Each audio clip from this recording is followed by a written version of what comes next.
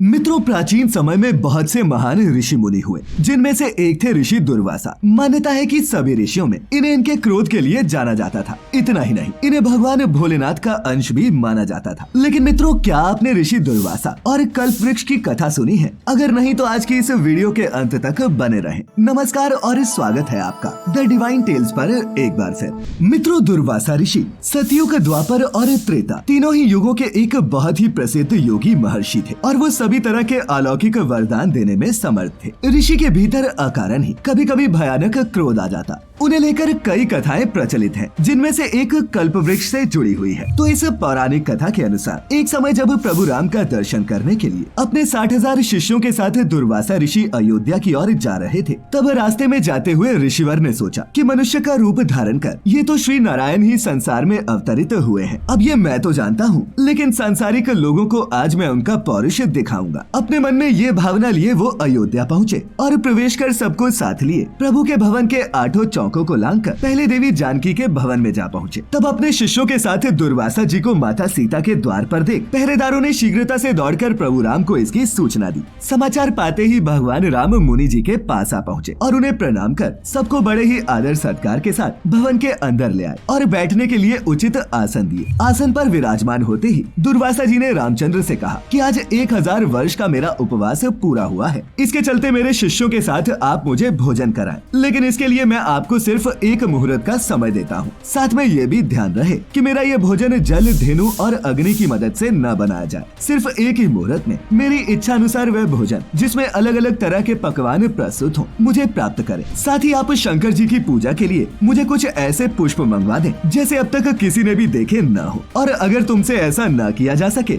तो मुझसे साफ कह दो कि मैं असमर्थ हूँ, मैं यहाँ से चला जाऊंगा। मुनिवर की ये बातें सुनकर प्रभु राम मुस्कुराए और फिर विनम्रता से बोले, भगवान, मुझे आपकी ये आज्ञा स्वीकार है। प्रभु की बात सुनकर दुर्वासा जी ने कहा, मैं सरयू में स्नान करके अभी तुम्हारे पास आता हूँ, जरा जल्दी करना और ये सब प्रस्तुत करने के लिए अपने भाइयों और सीता को शीघ्रता के लिए कह देना। प्रभु राम ने कहा, अच्छा, आप जाइए और स्नान कराइए। जिसके बाद ऋषि नदी की ओर चले गए और राम जी चिंतित हो गए। लक्ष्मण, देवी सीता आदि सभी व्याकुल होकर भगवान राम की तरफ देख रहे थे कि मुनि ने ये सब वस्तुएं मांग तो ली हैं, लेकिन उन्हें हम ये प्रदान करेंगे कैसे। तब रामचंद्र जी ने अपने अनुज लक्ष्मण से एक पत्र लिखवाया। फिर उस पत्र को अपने बाण में बांधकर धनुष पर चढ़ाया और हवा में छोड़ दिया। ये बाण वायु के सहारे अमरावती में इंद्र की सुधर्मा नामक सभा में जाकर गिरा। उस बाण को देखकर इंद्र जिज्ञासु हो गए कि यह किसका बाण है। फिर उठाकर जो देखा तो उस पर भगवान राम का नाम अंकित था और फिर उन्होंने उसमें बंधे पत्र को खोलकर पढ़ा। पत्र खुलते ही वह बाण फिर से उड़कर भगवान राम के तरकश में आ गया। वहीं उधर देवराज इंद्र ने उस पत्र को सभा में बैठे हुए सभी देवताओं को सुनाया। उसमें लिखा था, हे इंद्र, स्वर्ग में सुखी रहो, मैं सर्वदा तुम्हारा स्मरण करता हूँ, लेकिन तुम्हें एक आज्ञा देता हूँ। आज 1000 वर्ष के भूखे दुर्वासा मुनि अपने 60,000 शिष्यों के साथ मेरे यहाँ आए हैं।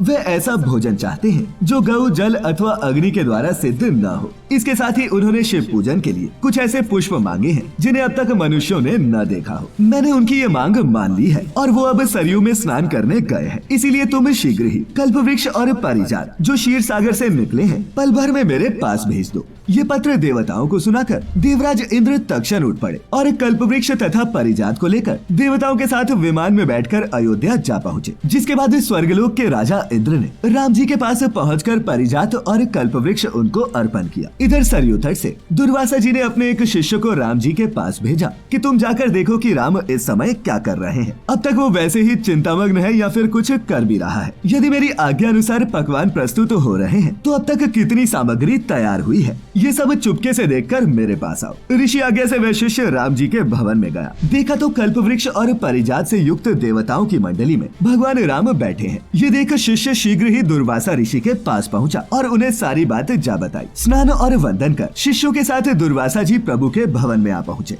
ऋषिवर को आया देख देवताओं के साथ प्रभु राम ने उठकर उन्हें और उनके शिष्यों को बड़े ही आदर से प्रणाम किया और उन्हें आसन पर बिठाया। फिर माता सीता और लक्ष्मण जी ने उनकी पूजा की। जिसके बाद शिव पूजन के लिए पारिजात के पुष्पों को भगवान राम ने दुर्वासा ऋषि के सामने प्रस्तुत किया। उन पुष्पों को देख मुनि को आश्चर्य हुआ, लेकिन मौन भाव से उन्हें ग्रहण कर भोलेनाथ और कई देवताओं की उन पुष्पों से पूजा अर्चना की गई। फिर उसी पल प्रभु राम ने अपने अनुज और माता सीता को भोजन परोसने की आज्ञा दी। तब सीता जी ने कल्पवृक्ष और पारिजात की पूजा कर बहुत से पात्रों को लाकर उनके नीचे रख दिया और फिर प्रार्थना करती हुई बोली, हे क्षीर सागर से उत्पन्न होने तथा देवताओं के मनोरथों को पूर्ण करने वाले कल्पवृक्ष, आज यहाँ अपने शिष्यों के साथ आए हुए ऋषि दुर्वासा को तुम संतुष्ट कर दो। जानकी जी के इतना कहते ही कल्पवृक्ष ने कुछ ही पलों में वहाँ रखे हुए लाखों पात्रों को कई तरह की खाद्य सामग्रियों से पूर्ण कर दिया। फिर माता सीता ने स्वयं उन स्वर्ण पात्रों को दुर्वासा ऋषि के सामने परोसा, जिसके बाद दुर्वासा ऋषि ने अपने शिष्यों के साथ बड़े ही प्रेम से ये भोजन ग्रहण किया, हाथ मुंह धोकर तांबूल किया और दक्षिणा ली। तो मित्रों, कुछ इस तरह ऋषि दुर्वासा ने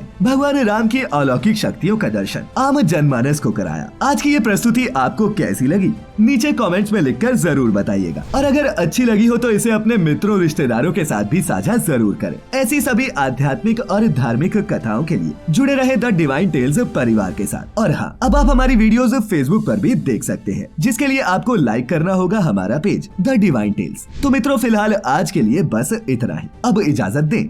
आपका बहुत बहुत शुक्रिया।